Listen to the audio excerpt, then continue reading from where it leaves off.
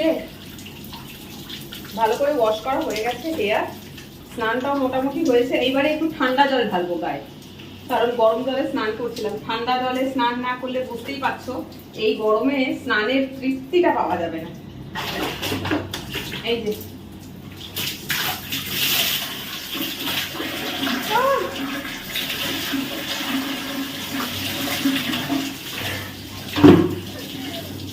টাওয়ালটা এক হাতে ধরে স্নান করলাম, বালতির জলটা ঢাললাম, না হলে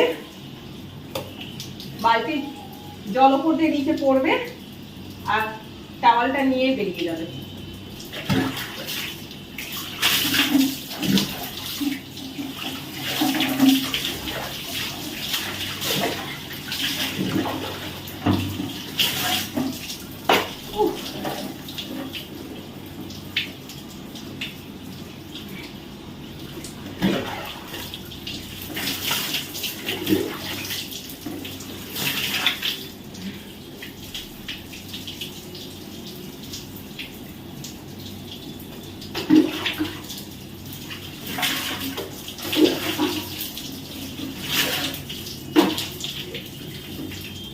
যা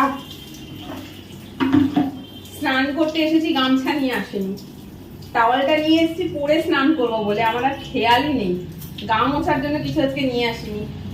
তো এবারে এই টাওয়ালটাকেই ভালো করে জলে ডিপ করে ধুতে হবে, জল চিপে নিংড়ে এটা পরেই রুমে যেতে হবে, নইলে আমার কাছে কিছু নেই। তো চলো, অনেকদিন পর আমি আজকে একটা বাথিং ব্লগ করলাম আর সঙ্গে হেয়ারটা ওয়াশ করার ব্লগ করলাম। আমি ঘন ঘন করতাম, বেশ কিছুদিন ধরে আমি দিচ্ছিলাম না, কারণ এটা না কন্টিনিউ হয়ে যাচ্ছিল, রিপিটেড হচ্ছিল, সেই কারণে। তো অনেকদিন পর একটা বাথিং ব্লগ আর হেয়ার ওয়াশ ব্লগ করে আমারও খুব ভালো লাগলো। এবারে তোমরা ভিডিওটা দেখো, কেমন লাগলো কমেন্ট করে জানিও, ভালো লাগলেও জানিও, খারাপ লাগলেও জানিও, কোনো ভিডিওর আইডিয়া থাকলেও জানিও। সেই ভিডিওটা যদি অ্যাকসেপ্ট করার মতন হয় অবশ্যই তার উপরে আমি মেম্বার ব্লগ বানাবো।